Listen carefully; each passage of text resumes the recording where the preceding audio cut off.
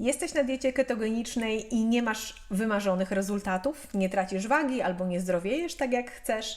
Bardzo często popełniamy te same błędy na diecie ketogenicznej i dzisiaj chciałabym Wam powiedzieć o 3 takich najczęściej popełnianych. Pierwszą taką grupą produktów są wszystkie desery, ciasta, wypieki i pieczywa ketogeniczne, często robione na mąkach orzechowych, najczęściej na migdałowej, ale nawet jeżeli nie, to są pełne albo orzechów, masła orzechowego i produktów, które są ketogeniczne, czy są dozwolone na diecie ketogenicznej, ale wywołują stany zapalne w naszym organizmie i przez to mogą hamować i proces zdrowienia, jeżeli jesteśmy na coś chorzy, albo hamują chudnięcie. I jeżeli jesteśmy uzależnieni od cukru i ciągle jemy desery, to pobudzamy cały czas, nie możemy wyjść z tego koła właśnie tego uzależnienia, bo zastąpiliśmy sobie po prostu cukier innym cukrem i innymi produktami i nadal one nie działają i nie są wcale zdrowe. Dobrze, można sobie czasami poszaleć i można sobie zjeść na święta czy na urodziny, nie wiem, 2-3 razy w roku, chociaż wtedy jak już tak nie jemy dłużej, to później nie będziemy się najprawdopodobniej dobrze czuć. Bardzo wiele osób ma problem z mąkami migdałowymi i w ogóle orzechowymi, nie wiedząc o tym. I dopiero gdy odstawimy je na jakiś czas i później zjemy, to widzimy reakcję organizmu. Także warto jest zwrócić na to uwagę i nie szaleć w ogóle z deserami. Drugim takim błędem jest to, że pijemy za mało wody i tutaj naprawdę warto jest zwrócić na to uwagę i chodzić. Ja cały czas praktycznie chodzę z butelką wody i popijam ją w każdym momencie, jak pracuję, jak jadę samochodem, bo inaczej też, jeżeli nie mam takiej butelki, to nie będę o tym pamiętać. Organizm pozbywa się dużej ilości wody i elektrolitów z tą wodą i musimy ją uzupełniać. Węglowodany wodę zatrzymują, a na diecie ketogenicznej nie mamy tutaj prawie węglowodanów, mamy ich niewiele, także bardzo ważne jest to, żeby tę wodę uzupełniać i żeby organizm był nawodniony.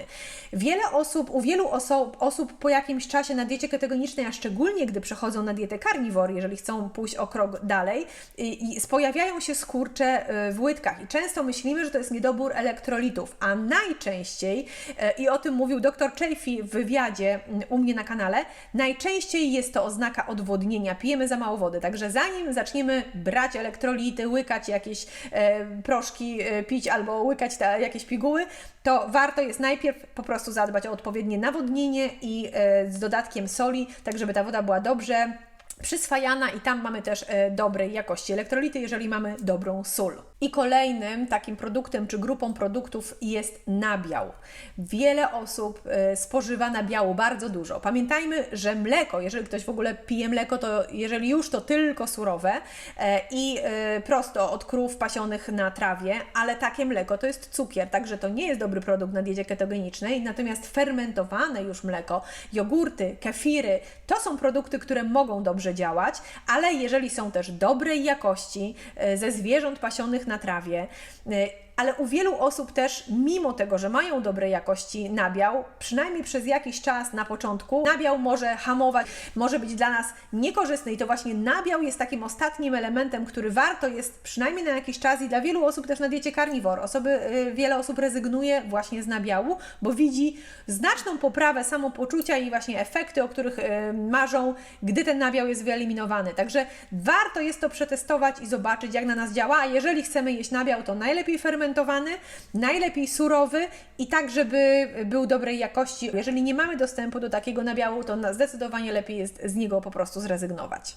Często popełniamy jeden albo wszystkie 3 błędy, więc jeżeli oczekujemy jakichś rezultatów, jemy już przez jakiś czas, jesteśmy na diecie ketogenicznej i nie działa, albo nie zdrowiejemy, nie mamy takiego samopoczucia też jakbyśmy chcieli, albo nie tracimy wagi, warto jest zastanowić się nad tymi 3 punktami i sprawdzić. I oczywiście tych punktów może być więcej, dlatego że dieta ketogeniczna może być wspaniała, może być prozdrowotna, lecznicza, ale może też działać zupełnie przeciwnie. Także warto się zastanowić, przemyśleć, czy któryś z tych punktów moglibyśmy zmienić, polepszyć i wtedy może efekty będą inne. Teraz w czasach, kiedy możemy kupić już teraz, to jest świetny chwyt marketingowy, że coś jest keto, nie ma cukru, nie ma węglowodanów, ma mało węglowodanów i myślimy, że to będzie dla nas zdrowe, a mogę Wam powiedzieć, że praktycznie w 99,9% nie będzie to dla nas zdrowe i dobre.